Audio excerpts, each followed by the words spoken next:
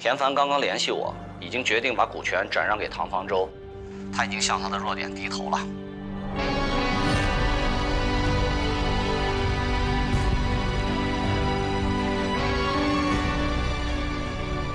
我突然受够了这一切，我决定对躲猫猫放手，陪我太太度过她最后的时光。没有什么比她对我更重要的了。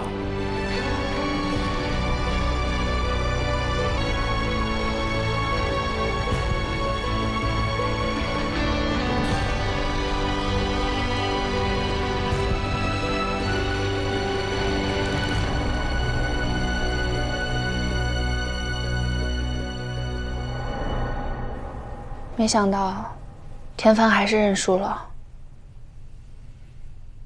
老天真不公平！我以为赎罪只会发生在有罪的人身上，可是有罪的人却在逍遥法外，无辜的人却在受罚。这就是命运啊，凌驾在任何法则之上。去他娘的命运！我就不相信没有东西可以抵抗的。有一种东西可以啊，我相信爱。不管是一个人对另一个人的爱，还是一个人对这个世界的爱，爱可以抵抗这个世界的残酷，是唯一可以创造奇迹的东西。我不懂爱，所以我想我没有资格去谈论它。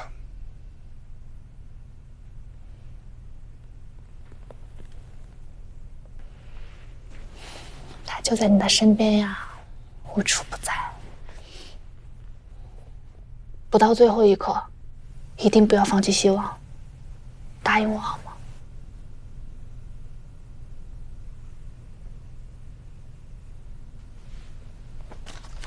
这个资料你看一下，或许会有帮助。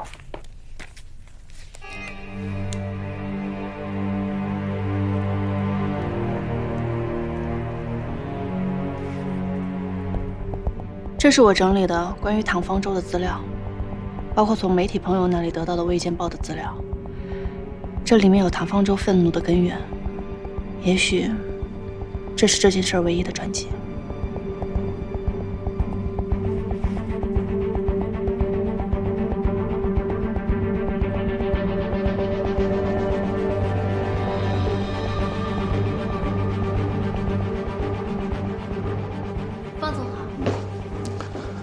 唐总，通稿已经写好了，等田凡签完合同，媒体会正式发通稿，到时候躲猫猫就是你的，而且舆论也会减低不少。漂亮。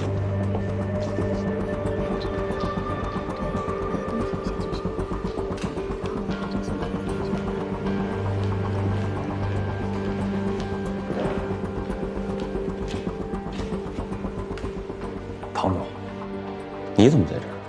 我叫他来的。我不仅要赢田凡，我还要羞辱他。我要让田凡明白，他失去的不仅是躲猫猫，还有他身边所有的人。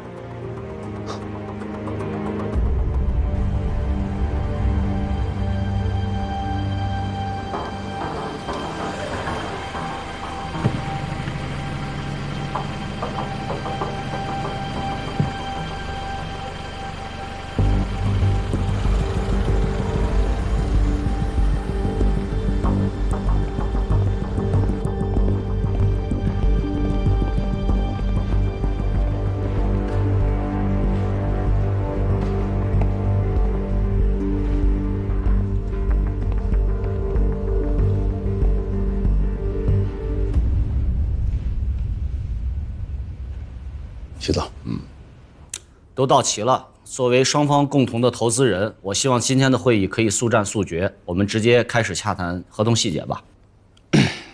好，徐总，各位，那我就先说吧。我的股权折算的价值，我是可以让步的，但是凡晶科技现在所有员工的福利和待遇，你们不能动。田凡，你知道我最烦你什么吗？你没事老装什么好领导、好老公啊？你不累吗？我就跟你不一样，我就不爱装。你装不装对我不重要，我最在意的是躲猫猫。我再跟大家强调一遍，凡晶科技不是我田帆一个人的，是属于我们所有创业公司的员工的。如果你们不把这个条件写在合同里，我是绝对不会在合同里签字的。行，你打住吧，啊，这儿又没记者，你演戏给谁看呢？没人会在乎你给员工创造了多少权益，大家只会记得今天啊，你输给了我。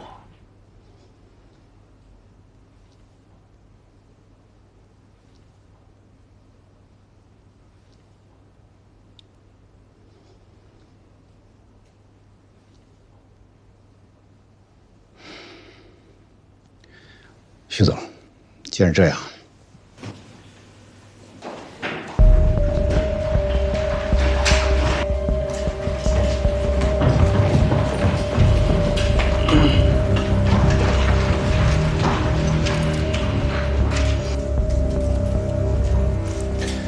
唐总，我请了几个媒体朋友到场，见证你人生风光的一天，你应该不会有意见吧？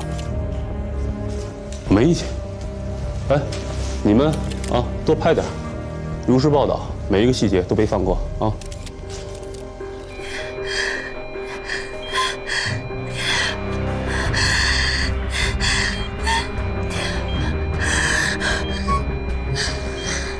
我还是那句话，凡晶科技现在在职的所有员工的福利和待遇，你们不能动，这是我的底线。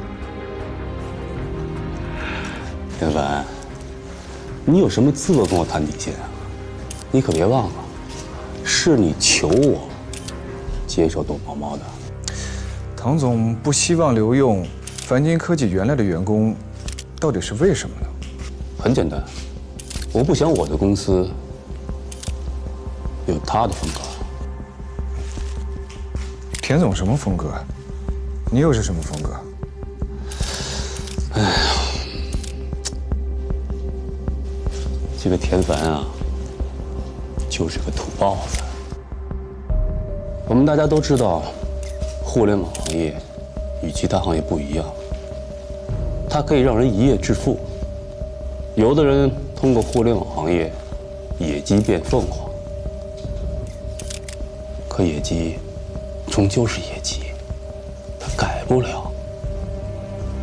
而我呢，要做最大的互联网集团，我要跟国际见面，所以我不希望我的员工是一群土包子。说白了，您就是不想给穷人致富的机会呗。我是个商人，我没这个义务吧？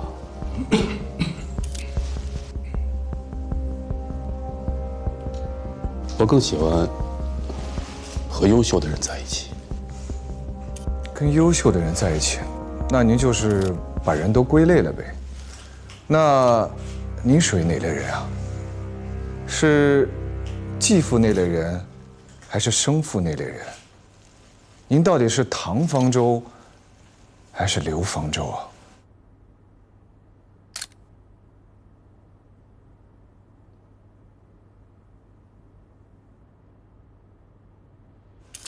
您刚才说田总很喜欢在媒体上演戏，其实依我看来呀，您的演技，那真的是比他强多了。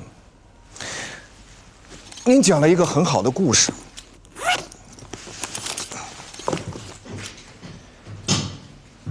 中上家庭出身，父亲是商人，母亲是老师，一路上名校，创业当老板，您就是大家讲的那个别人家的好孩子。您太懂得大众需要什么样子的故事了。一个小孩在母亲改嫁以后，按理说接受继父应该有个过程，可是您就不一样了，您立刻意识到继父跟生父经济上的差异，主动要求随继父行。看来，您能成为一个大老板，在小的时候就跟别的孩子真是不一样。你别在这儿胡说八道。我跟我继父的关系好得很。我的生父他酗酒，我小的时候他老打我，我现在这么做，那是在报答我继父对我的养育之恩，有什么错？您这么说，的确是有情有义。但是我好像在您养老院的母亲那里，听到了另外一个版本的故事。那上面啊，有一篇记者写的文章，上面写着，您母亲说，当年就是您制造了生父出轨的假象，导致您生父跟他离婚，为的就是要过上更好的生活。听着很狗血是吧？但却是事实。行了行了，你也不用看了。其实发生了什么，你应该比我更加清楚。每人都有过去，我在这并不是想对您的过去进行道德批判，我只是想弄明白，为什么您这么大一个老板，要对田凡做那种卑劣的事情。我原来以为这是一个冲冠一怒为红颜的爱情故事，现在我明白了，您呀，是在田凡身上看到了自己的影子。当然了，田凡并没有编造一个动人的故事给自己，他生活的没有那么用力，却得到了跟您一样的东西。你在说什么？你在说他跟我是一类人？开什么玩笑？不，您怎么能跟他是一类人呢？田凡可比您高贵多了，他对这个世界有爱，不仅成就了别人，也成就了他自己。而您就不是了，您内心特别的自卑，充满了巨大的负面能量，摧毁别人的同时，也摧毁了你自己。对，我就是要摧毁条安。我知道董嬷嬷不是我的，但是在这个世界上，谁赢了，谁就是道理。今天我就是赢家。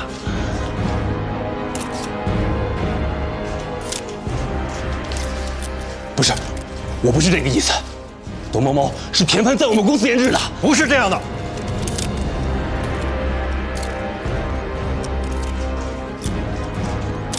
我可以证明，躲猫猫和平洲网络没有任何的关系。躲猫猫最初是我自己研发的，田凡是从平洲网络离职之后才加入的。起先，我手上是有工作日志可以作为证据的。不过后来，我把它给了唐方舟。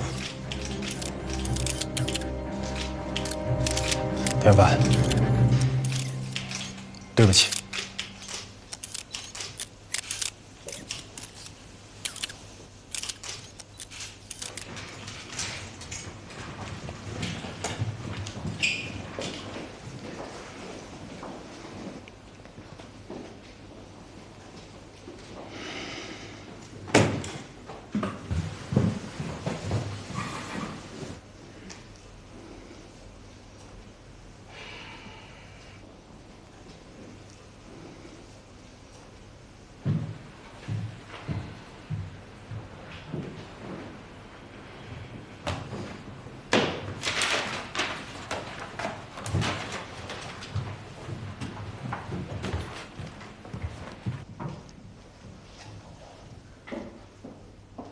石磊，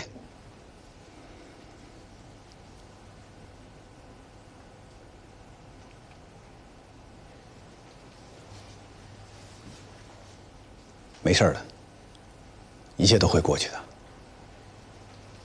你还是我的朋友。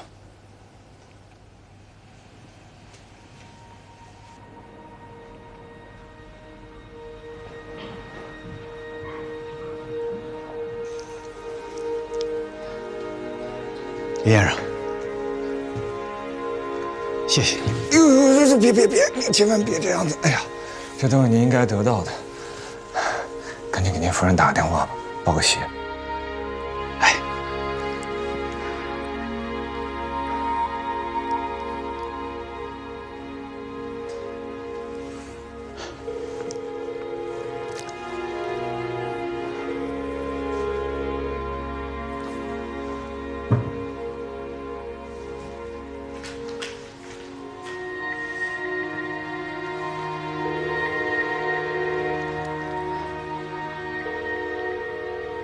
怎么了？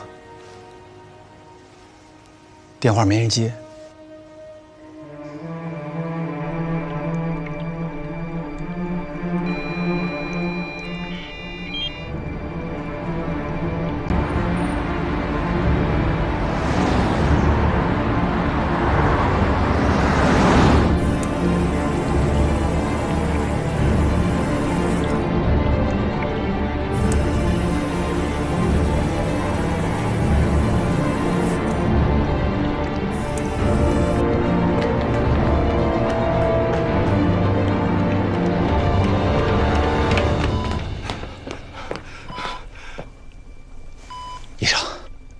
你怎么才来啊？刚刚您夫人呼吸困难，不过你放心，她很坚强，已经挺过来了。好，谢谢。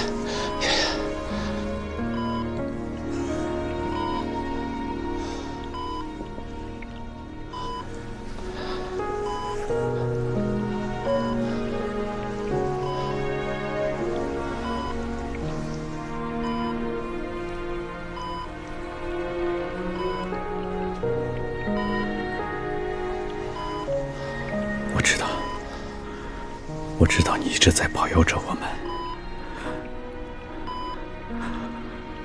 我们赢了，我们赢了。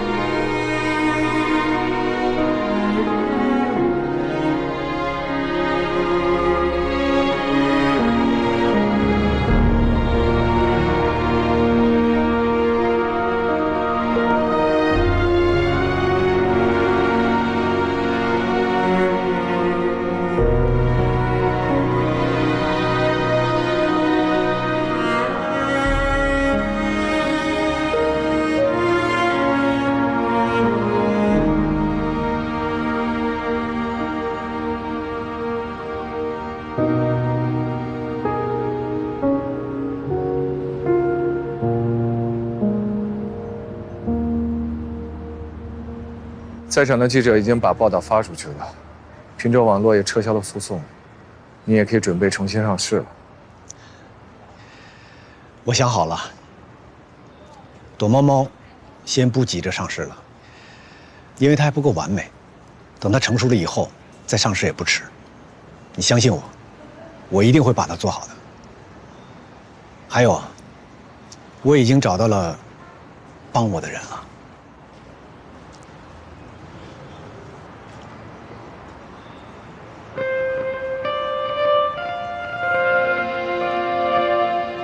林先生，非常感谢你为我所做的一切。应该是我谢谢您才是，因为您让我看到了我以前不相信的东西。那是什么？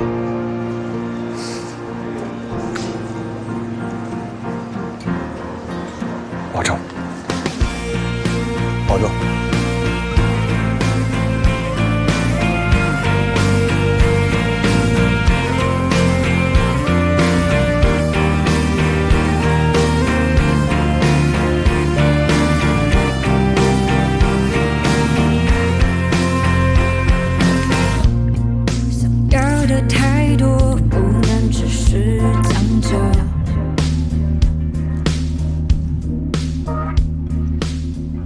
恭喜啊，打了场胜仗。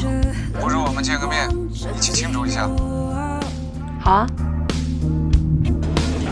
跟随海浪，直奔向尽头，让我拥有狂放的自由，让我逃离平庸的生活，绝不再说我想要的爱，尽管有遥远，终会有一天能习惯这一切，让我去拥抱曾经痛恨的伤口，至少我还有感觉支撑我往前走。当我想要飞，天空别遗憾地说抱歉未来，我想要你属于我。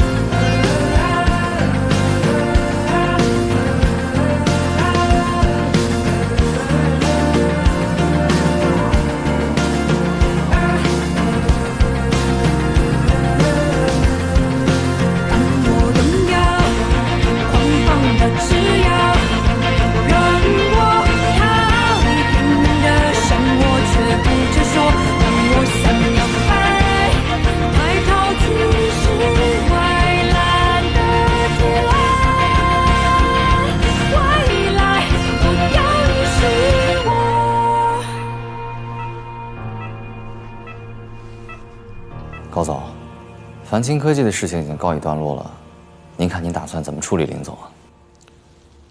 我并不生气林钟硕违抗我的命令，我只是失望。我看到了他的弱点，太过意气用事，感性大于理性。您打算怎么办？我要找一个人来制衡他身上的弱点。好，我这就通知猎头。人，我已经找到了。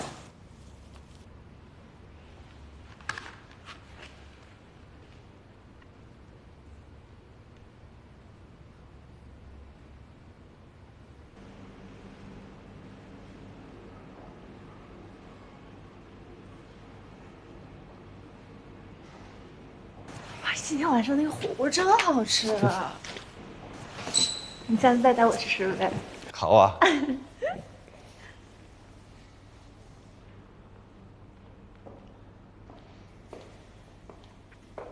你先上去吧。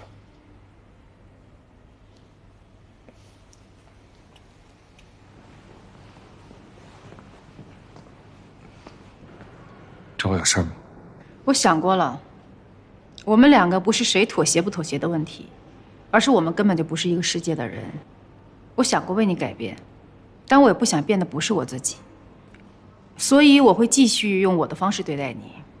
只要我留在你的身边，你早晚有一天会理解我，就像我已经理解了你一样。我们已经正式结束了，到此为止吧。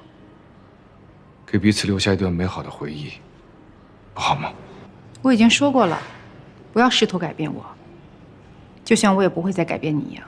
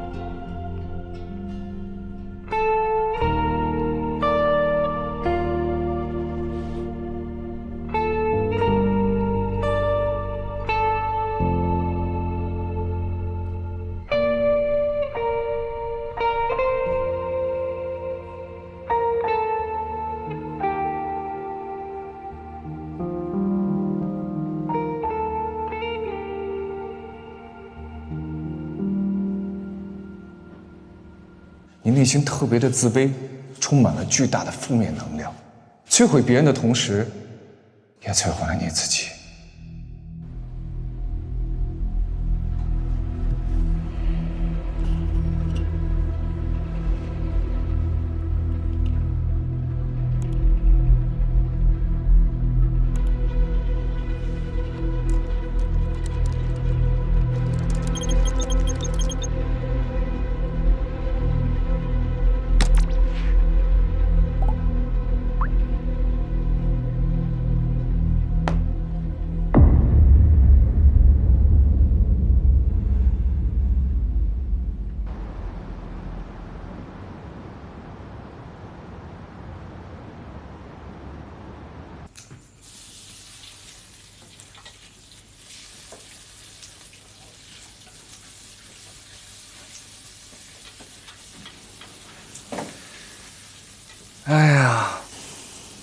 做梦也没想到，还能过上有人给我准备早餐的日子。其实呀，你在对自己说，千万不要被眼前的景象所迷惑了，这只不过是女人设下的陷阱，所以请不要再恭维我了，我不领情。难得说一句真心话，还要被你给讽刺一番。这可不是讽刺，这是所有男人的共性。要酱油吗？来一点吧。一方面呢，想要沉浸温柔乡；一方面呢，又时刻的提醒自己保持警惕。哎，咱们俩都已经这个关系了，有些事情，是不是也应该向我公开一下了？公开什么啊？你专栏的名字呀，我真的很好奇。我就没有好奇过你的工作啊。这有什么可保密的？又不是问你前男友的数量。前男友的数量我可以告诉你，但这个我就不想告诉你。你需要我来告诉你我前男友的数量吗？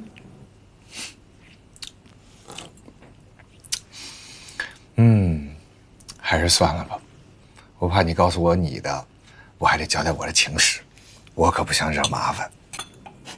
算你聪明啊。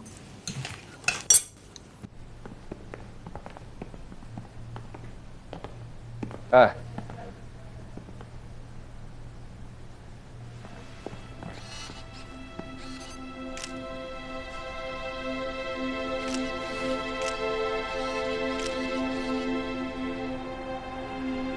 晚上见。好。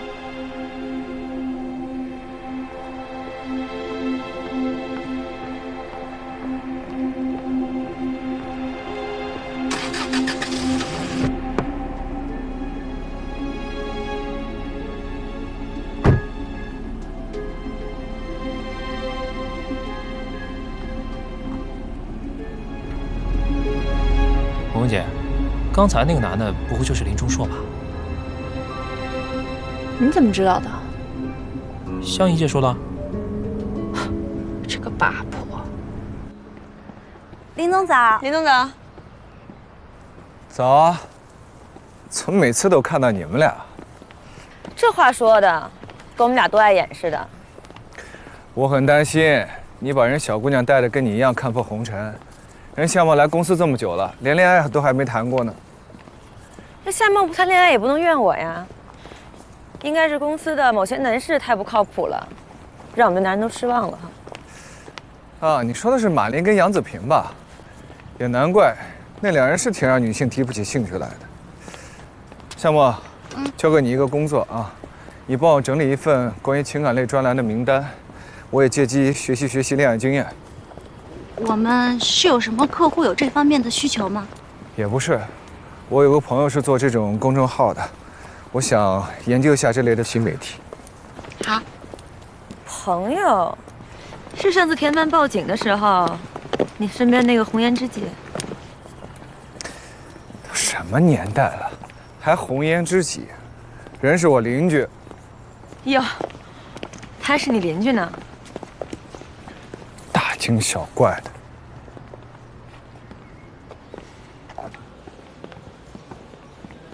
哎，林总，我看你不是对情感类公众号感兴趣，而是对你这个女邻居感兴趣吧？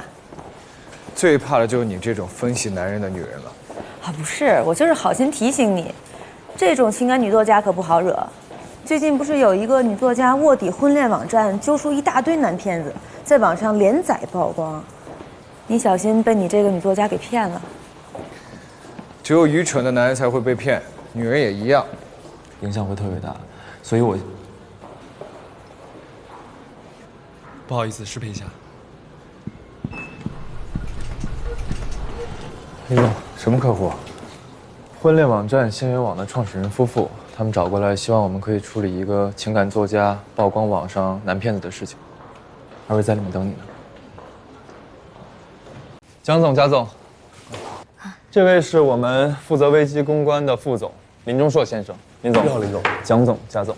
经常在媒体上看到二位，没想到今天有缘认识。走，看样子我们的公关还是有效果的。您不知道，以我们夫妻的婚姻关系，为网站做宣传，每年能省不少公关费呢。我对你们的事情也算是略知一二，二位老总居然亲自找上门来，可见这位情感作家惹的麻烦不小啊。实不相瞒，我们公司在进行第一轮融资，在这个节骨眼上，我不希望把事情闹大。之前公司的事儿有一些小的公关公司来打理，但在这起事件上，我们希望找到最专业的公关团队来合作。说一下具体的情况吧。我来说吧，林总，我刚才跟二位老总已经详细了解过了。这个是作家曹萍萍的资料，她是写两性情感文章的，有一定的知名度。1年之前，这个曹萍萍在仙缘网上注册了账户，先后跟13个男性进行约会，后来发现这当中10个都是骗子。曹萍萍在网上开了专栏，分别曝光这10个男性的身份，已经连载到第9篇了。因为这10个男性都是在仙缘网上认识的，所以现在大家已经把目光转到仙缘网上了，说网站对会员的审查不够严格，是感情骗子的温床。情感女作家真不好惹哈。这个事件吧，好就好在，曹萍萍并没有受到身体上的伤害，所以虽然引起了公众的关注，但是并没有引起公众的愤怒。当务之急就是要降低这件事情的热度。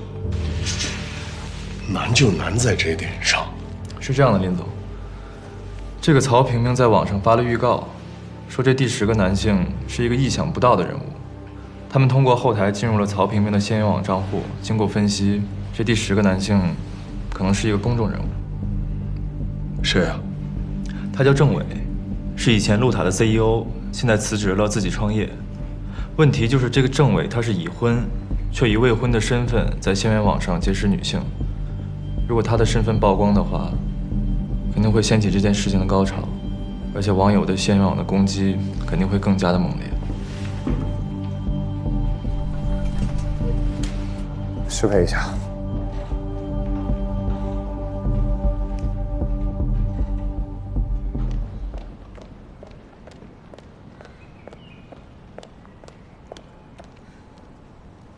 混蛋！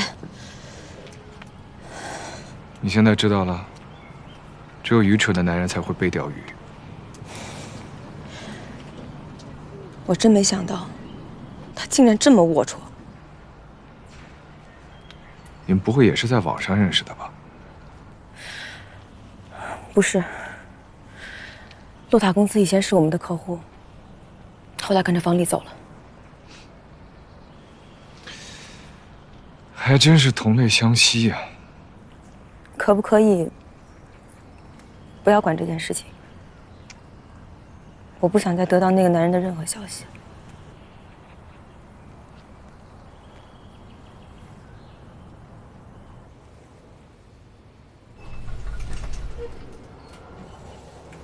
不好意思啊，我们机构公关拒绝代理仙缘网。为什么？后来我又仔细的想了想，这次的问题真不是光靠降低热度就能解决得了的。13个男人当中有10个是骗子，这是你们自身的问题，不是光靠公关就能解决的。所以，抱歉了。不好意思啊，抱歉。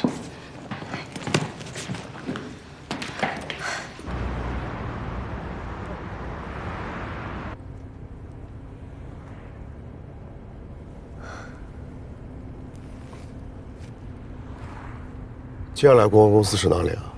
比较好的公关公司，我们只筛选出季格1家，其他那些有名气的都已经代理了我们那些竞争对手。接着找。好的。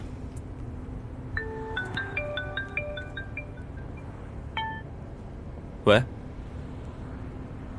什么？宏伟公关？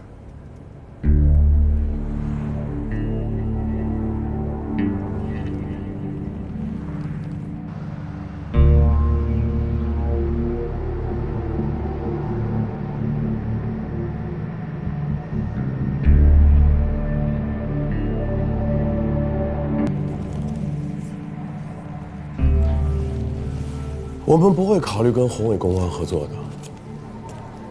我们公司并没有代理过任何的婚恋网站，所以跟仙缘网不会产生什么利益冲突。你们二位有什么顾虑？真实原因无可奉告。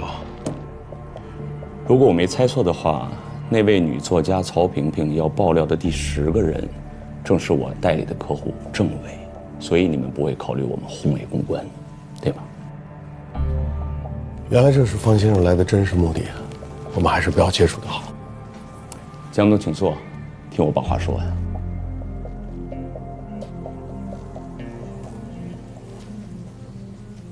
我觉得这件事情，我们可以联手一起把它解决好。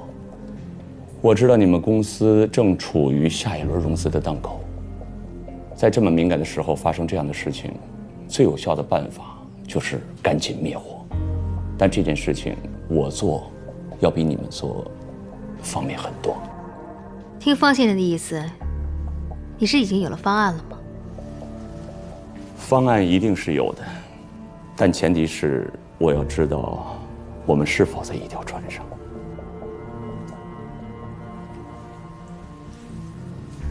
说说你的条件。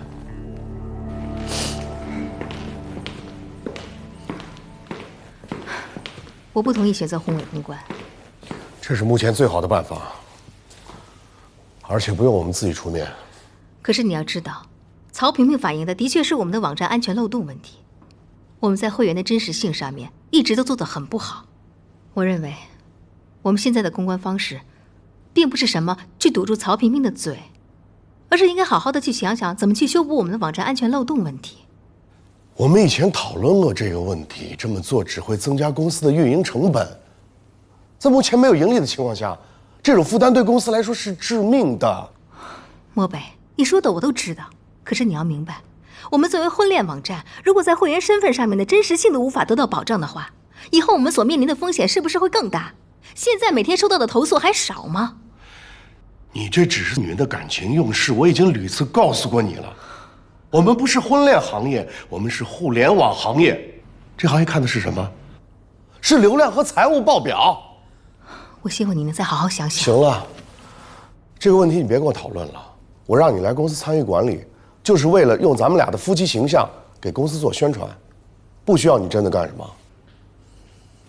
江总好，十宗资本的人来了。我知道了。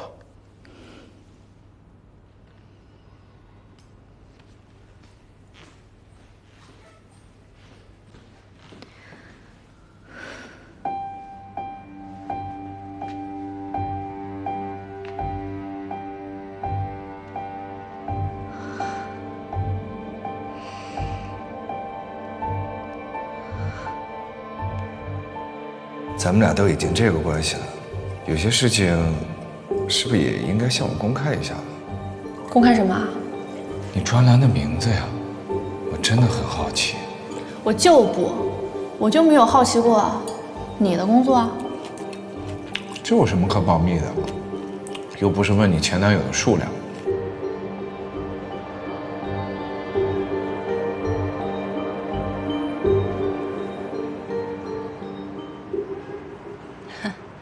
发什么呆呢？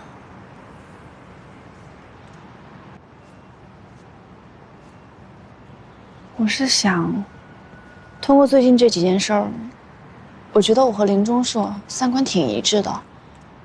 我想告诉他我的真实身份了。你确定你们俩价值观是一致的，而不是你一时被感情冲昏了头脑？